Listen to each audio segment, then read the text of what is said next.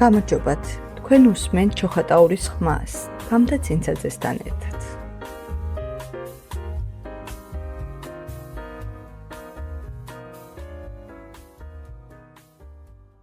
მოგესალმებით, ეს ჩოხატაურის სათემო რადიოა. მე თამთა ცინცაძე ვარ. დღეს ჩვენი გადაცემის თემა არის სტრესის მართვა. სტრესი თითქმის ყველას ყოველდღიურობის ნაწილია. სწრაფი ტემპი, ფინანსური სირთულეები, ოჯახური პასუხისმგებლობები და სხვა. ეს არის სტრესის გამოწვევის ძირითადი ფაქტორები. დღეს ჩვენთან გადაცემაში სტუმრად არის ფსიქოლოგი ანი ბერიძე, რომელიც გვესაუბრება თუ როგორ უნდა ვმართოთ სტრესი ისე, რომ არ დაგვაზიანოს. მოგესალმებით, ანი. მოგესალმებით. ხოთ ჩვენს მსმენელებს მარტივად რომ აუხსნათ, რა არის სტრესი? კი ბატონო, სიამოვნებით. სტრესი მარტივად რომ აუხსნათ, არის ადამიანის რეაქცია ნებისმიერი ტიპის ცვლილებაზე. ესე იგი, აქ იგულისხმება, რომ ნებისმიერი ტიპის ცვლილება შეიძლება იყოს რაღაც კარგით, დადებითით და უარყოფითით. შესაბამისად, როდესაც ამ ცვლილებაზე ჩვენ რაღაც რეაქციას გამოვხატავთ და მას ვარქმევთ სტრესს, ფაქტიურად ეს არის გარკვეულწილად შეცდომა, რადგან სტრესი კარგ მოვლენაზე ხდება და შეიძლება იყოს ჩვეულებრივი მოვლენა და სასარგებლო ადამიანის ორგანიზმისთვის, ფსიქიკისთვის, მაგრამ ის, რასაც ჩვენ რეალურად სტრესს ვეძახით, ამის უკან დგას დისტრესი, ანუ დესტრუქციული სტრესი შეიძლება ვუწოდოთ, რომელთან გამკლავებაც ორგანიზმის ძალებს მეტნაკლებად აღემატება და ადამიანის ორგანიზმში იწვევს სხვადასხვა გამოვლინებებს, როგორც არის, ნებისმიერი ჩვენგანი დავფიქრდებით, რაც გვემართება ფოთვის დროს, ეს შეიძლება იყოს შინაგანი სიმხურვალე, ან პირიქით კანკალი, დადაბულობა კუნთების არეში, თავბრუსხვევა, თვალების დაბინძვა. ყველა ეს პროცესი დისტრესის დროს წარმოიქმნება ჩვენს ორგანიზმში, რაც მერე უკვე აისახება აზროვნების პროცესზე. მაგალითად, აქვეითებს მიხსიერებას, ხდის ჩვენს ფიქრებს უფრო ბუნდოვანს, ან პირიქით არაბუნდოვანს, მაგრამ თითქოს ჩვენი გონება მიმართულია მხოლოდ ცუდისკენ და ფიქრობს ცუდზე.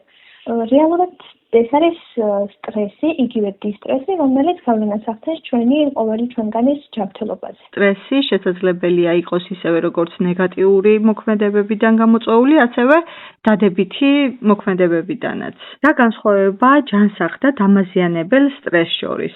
კი ბატონო, რომ ავხსნათ სტრესის დროს, ანუ ჯანსაღის რეაქცია არის ის, რომ სტრესის დროს ჩვენს ორგანიზმში იწყება გარკვეული ტიპის ცვლილებები. მაგალითად, წარმოიქმნება ზოგიერთი ტიპის ჰორმონი, მაგალითად ადრენალინი, რომელიც უფრო სწრაფს ხდის, რომელიც გონებას უფრო ნათელს ხდის. შესაბამისად, მაგალითად, როდესაც რაღაცამ შეგვაშინა, თქვა ჩვენსკენ გამოსწყორცნილმა, ძლიერად გამოსწყორცნილმა სხეულმა შეიძლება იყოს ეს ბურთი. ამ დროს ადრენალინი აკეთებს იმას, რომ გვაქვს სწრაფი რეაქცია და ბურთს ვირიდებთ, რომ არ მოხდეს ჩვენ სხეულს და არ დაგვაზიანოს. ანუ სტრესის შედეგად ჩვენი ორგანიზმი უფრო სწრაფი გახდა, უფრო ჯანსაღი ფუნქციონირების იმ მომენტისთვის საჭირო მდგომარეობა გამოიწვია და მოხდა სასურველი შედეგი. ამ შემთხვევაში აგვარიდა რაღაცა ფიზიკური დაზიანება. და განსხვავება დისტრესის გამოწვეულ, ანუ არაჯანსაღ დესტრუქციულ სტრესს შორის არის ის, რომ ამ დროს ორგანიზმში ეს უკვე წარმოქმნილი, მაგალითად ადრენალინის ჰორმონი აგრძელებს მუშაობას. ეს იმას ნიშნავს, რომ როდესაც ჩვენ ამ სწრაფ რეაქციაზე უნდა გქონდეს შესაბამისი შედეგი, მაშინ უკვე გაქრეა ორგანიზმის საჭიროება, რომ რაღაცა ცვლილებები წარმოიქმნას ორგანიზმში, მაგრამ დისტრესის შემთხვევაში ეს შიში, დაძაბულობა და მასთან დაკავშირებული უარყოფითი ემოციები და ორგანიზმული ცვლილებები რჩება ისევ ჩვენში.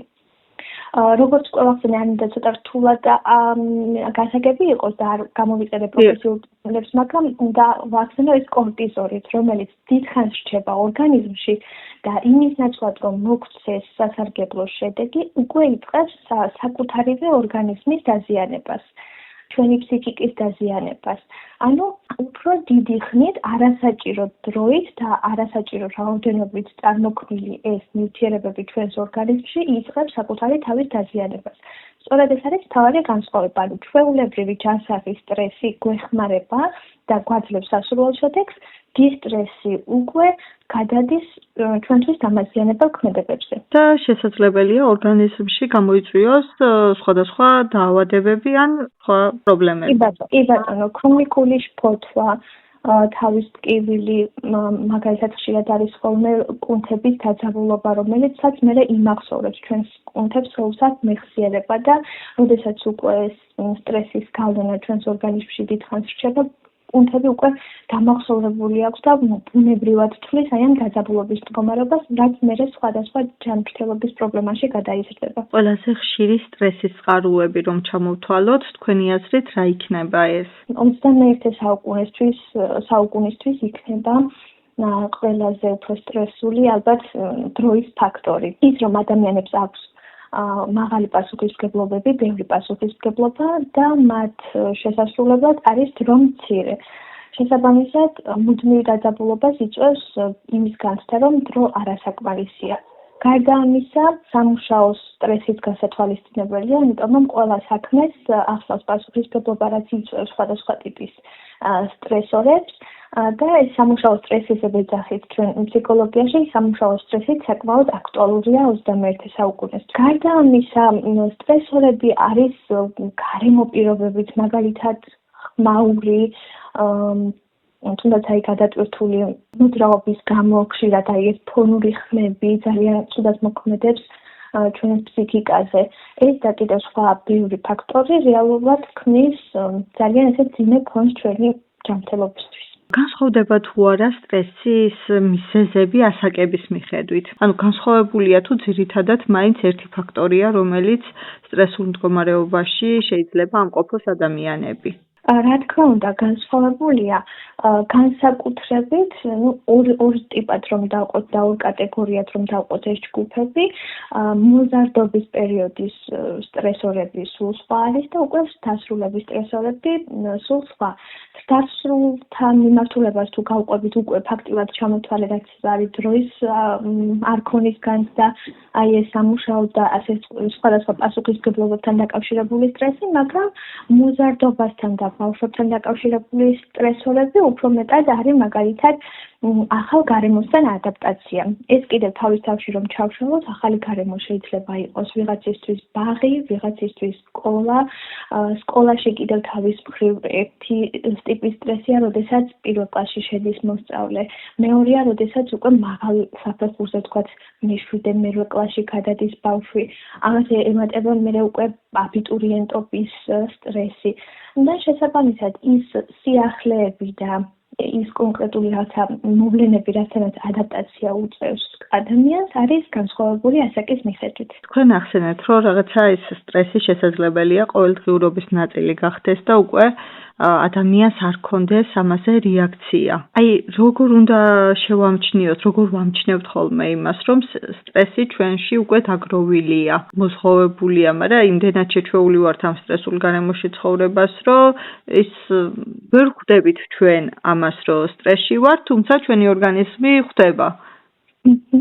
კი, საკმაოდ საინტერესოა, აი პატარა ექსპერიმენტიც თუნდაც რომ ჩავატაროთ, მაგალითად დღის განმავლობაში შეიძლება ავიღოთ 2 წუთი იმისთვის, რომ დავრჩეთ მხოლოდ საკუთარ თავთან და დავაკვირდეთ ამას mindfulness-ის პრაქტიკებია ფსიქოლოგიის ერთ-ერთი მიმართულება, რომელშიც ვეძახით სხეულის სკანირების პროცესს. ეს ნიშნავს იმას, რომ დღეში რამდენიმე წუთი უბრალოდ ვაკვირდებით ჩვენს სუნთხვას და ვაკვირდებით სხეულის მდგომარეობას.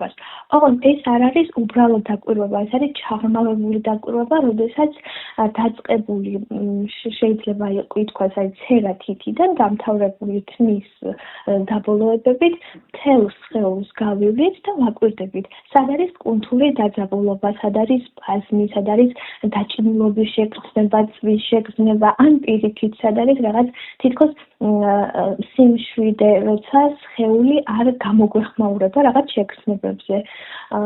ესე იგი, უფრო მარტივად რომ ვთქვა, დღეში თუნდაც 3-დან 5 წუთამდე საკუთარი სხეულის დაკვირვება არის ერთ-ერთი კარგი საშუალება იმისა, რომ გავიაზროთ აქვს თუ არა ჩვენს სხეულს სტრესი. ძირითადად შეიძლება ეს იყოს ხელების დაჭიმულობა, თავის ტკივილი, ქვედა და ზედა ყბის ერთმანეთზე დაჭერის შეგრძნება, მხრებში ტკივილი, ხელების არეში დაწაბულობა და სხვადასხვა ესეთი ტიპის მოჭიმულობა, თითქოს კუნთები არის ტონუსში, ოღონდ ცუდი გაგებით ტონუსში, თითქოს დაჭიმულია და რაღაცისთვის მობილიზებული. ეს არის უკვე იმისი ერთ-ერთი ნიშანი, რომ ჩვენ სხეულს აქვს დამახსოვრებული სტრესის განცდა. როგორ მივიდება სტრესი? ემოციურად, ფიზიკურად თუ ქცევაში? თუ შეიძლება, ყველაფერმა ერთად იჩინოს თავი და ყველაფერში ერთად გამოვლინდეს? ძირითადად არის რაც ჩამოთვალე ყველა კომპონენტი ჩართული. რეალურად ჩვენ ახლა განმარტავთ ხოლმე, რომ სტრესი არის რაღაც უარყოფითი ემოციური მდგომარეობა, რომელსაც თან ახლავს ბიოქიმიური, ფიზიოლოგიური, კოგნიტიური და ქცევითი ცვლილებები. ესე იგი, ბიოქიმიურში უკვე კარგად ჩანს, რომ აქ ჩვენი ბიოლოგიური აგებულება, რაც უკვე ვახსენე, ადრენალინი და სხვადასხვა ნივთიერებების მოქმედება, ფიზიოლოგიური, რაც უკვე ვახსენე, რომ სხეულში გამოიხატება ეს კოგნიტური ნიშნავს, რომ უკვე ჩვენს აზროვნებას ეხება და ქცევითი თავისთავად უკვე ცალსახა არის, რომ უკვე მოქმედებაზე გვეტყობა, გვაქვს თუ არა სტრესი. ამიტომ ფაქტიურად, როდესაც ვასახელებთ დისტრესს და ვსაუბრობთ სტრესზე, 4-ვე კომპონენტი არის ამ ყველაფერში ჩართული. როდის უნდა დავფიქრდეთ, რომ მარტო ვერ გავუმკლავდებით ამ სტრესს და უკვე საჭიროა პროფესიონალის დახმარება? პირველ რიგში საჭიროა, რომ ვისწავლოთ ჩვენი რეაქციების ამოცნობა სტრესზე. როგორც უკვე ვთქვი, სტრესი შეიძლება იყოს ჩვეულებრივი მოვლენა, ვიყოთ რაღაც გარკვეული დროის განმავლობაში სტრესით მოცული, მაგრამ დროის შემდეგ ეს თავისთავად ანაგდეს.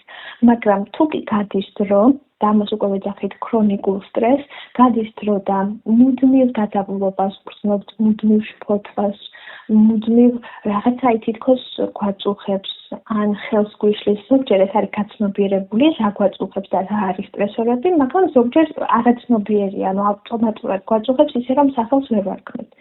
ამიტომ თუ გრძნობთ, რომ არასაჭირო დროს, როცა თითქოს ჩვენ ცხოვრებაში სიმშვიდეა და არაფერი არ ხდება, მაგრამ მაინც არ გრძნობთ თავს ჰარმონიულად და ბედნიერად, ეს უკვე ნიშანია იმისი, რომ ჩვენ ქრონიკული სტრესი გვაქვს.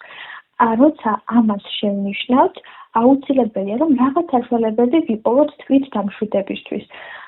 სახლის პირობებში ან სანამ სპეციალისტს ჩავრთავთ, ეს შეიძლება იყოს მაგალითად სუნთქვითი ვარჯიშები. შეიძლება ვიღაცისთვის იყოს ხელსაქმე, ვიღაცისთვის ვარჯიში, რაღაც აქტივობები.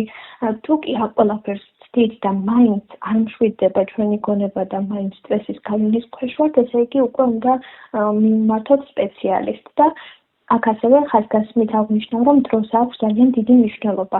თუ კი მაგალითად გრძელდება სტრესი,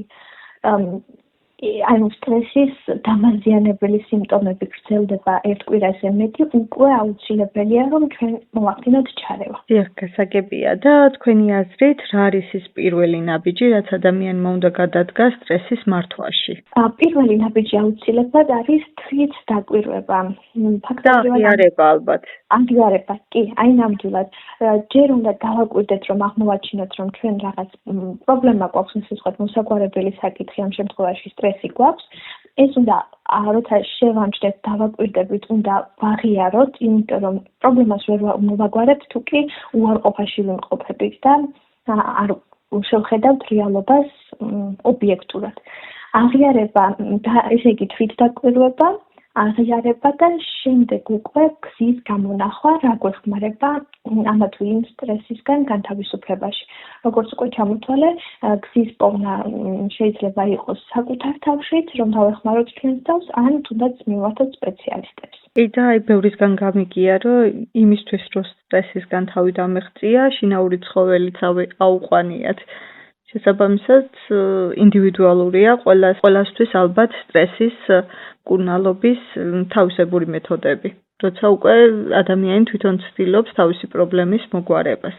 კი, რა თქმა უნდა, ინდივიდუალურია, როდესაც თქვათ რაღაც მცირე ესე ვთქვათ, შკალა არსებობს სტრესის, საიდანაც რაღაც უკიდურესი ნულიდან სტრესის დონე იზრდება პირობითად 100-მდე. და როდესაც სტრესის დონე შედარებით დაბალია, შეიძლება რომ მსგავსმა რაც ახსენე რომ შინაური ცხოველი, ხატვა, რაღაც ხელსაქმე თუ ფიზიკური აქტივობა, ეს ყველაფერი გარკვეულწილად ეხმარება და შეიძლება ძალიან კარგი შედეგებიც მიიღოს ადამიანმა.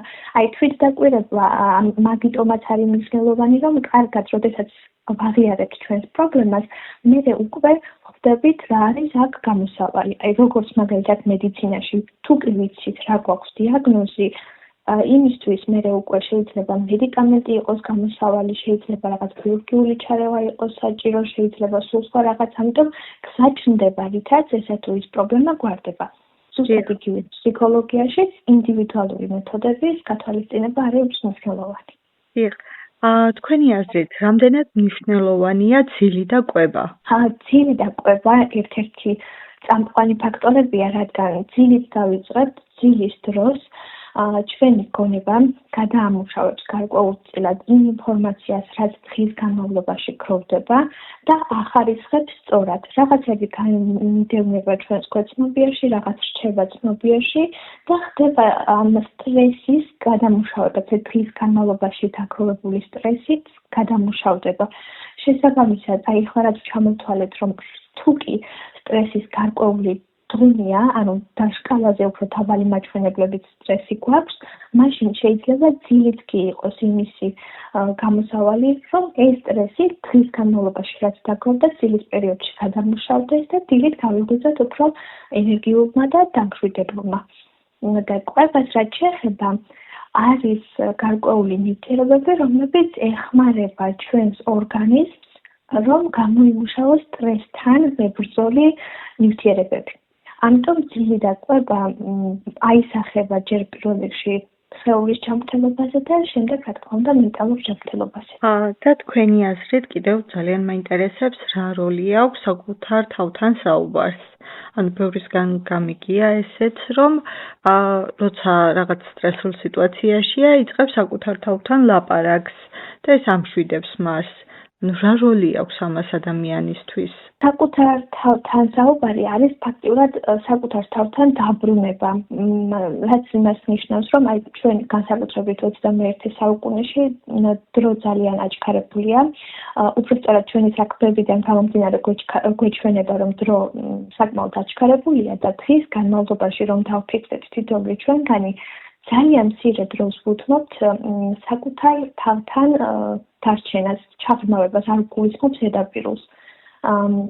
შესაბამისად, თანდათან, აი როგორც მაგალითად ჩვენი ვთქვათ მეგობარი იყოს, ახლობელი იყოს, ხო, რომელთანაც უფრო დიდ დროით პაუზას ავიღებთ და დიდხანს არ ვნახულობთ, უფრო ნაკლები საერთო გვაქვს ხოლმე და თითქოს უფრო ცივდება ეს ურთიერთობა.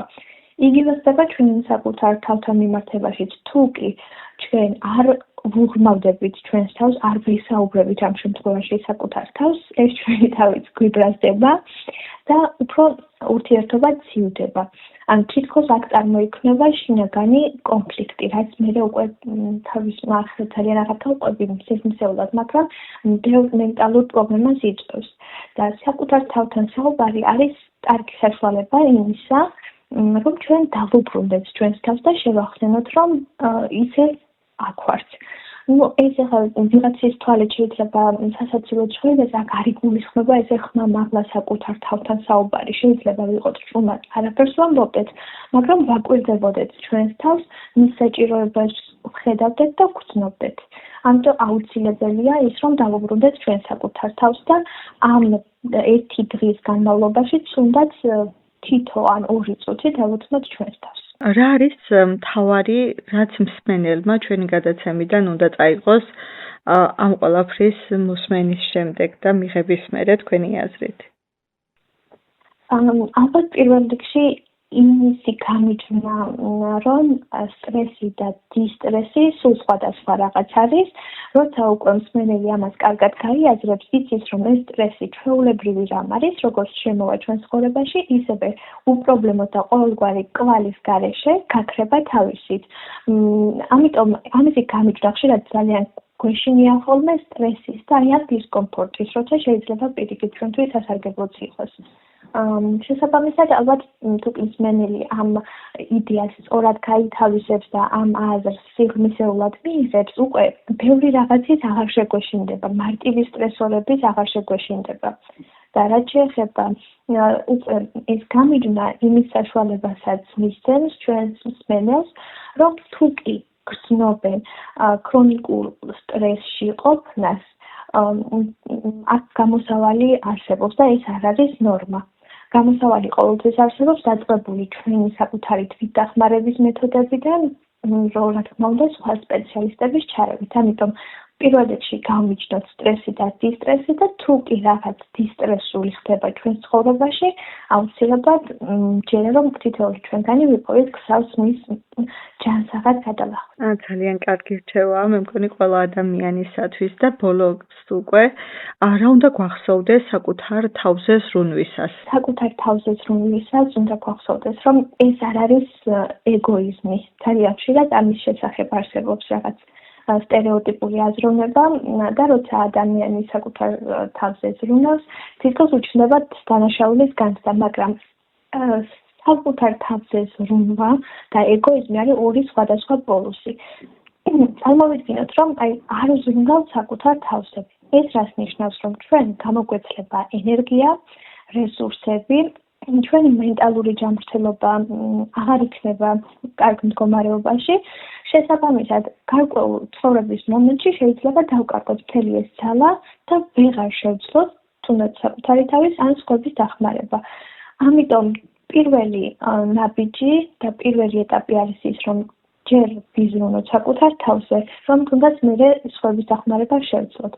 იგივე პრინციპია, როდესაც მაგალითად ფრინავში რეკომენდაცია ყოველთვის არის, რომ რაღაც საჭიროების შემთხვევაში თუ კი მოხდება რაიმე საშიშროება, ადამიანმა ჯერ პირველ რიგში უნდა გაიკეთოს ჟანგბადი თავად, რომ თვითონ იყოს რესურსული და ბრძოლისუნარიანი და მერე შეძლებს ის სხვების დახმარებას. ამიტომ უნდა გავმიჯნოთ ეგოიზმი საკუთარ თავზე ზრუნვისგან. ძალიან დიდი მადლობა ანა.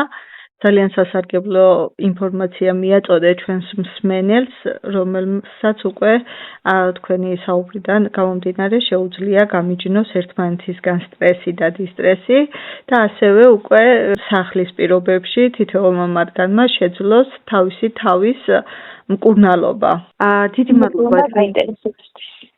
დიდი მადლობა ასევე ჩვენს მსმენელებს. მინდა რომ ყველას ახსოვდეს, სტრესი არის ჩვენი ცხოვრების ნაწილი, მაგრამ მისი მართვა ჩვენი არჩევანია. მომავალ შეხვედრამდე.